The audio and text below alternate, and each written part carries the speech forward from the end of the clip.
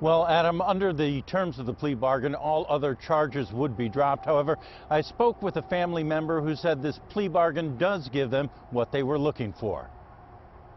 The notice came in a court filing. Matthew Dion is intending to admit he killed his parents and set their home on fire. Robert and Constance Dion were killed back in March of 2014. Their home set ablaze days later. The Dion's remaining family says they were consulted on the plea deal. Our biggest concern was making sure that, he doesn't get out of prison. He'll spend the rest of his life in there, which pretty much it covers that.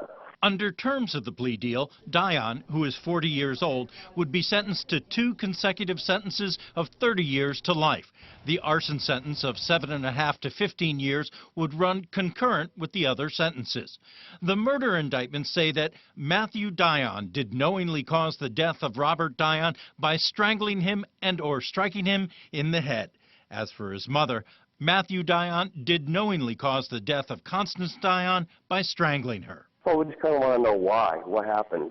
Roger Mitchell says the family still doesn't understand what set his cousin off, that his aunt and uncle had some problems with their adopted son Matthew, but they never saw this coming. I mean, I know they've had their difficulties with him and stuff, but never thought something like this would happen. Dion is set to plead guilty on December 3rd. Mitchell anticipates the sentencing will provide some comfort to the family. At least hopefully we'll get answers, and it'll just make it easier to understand what happened to them.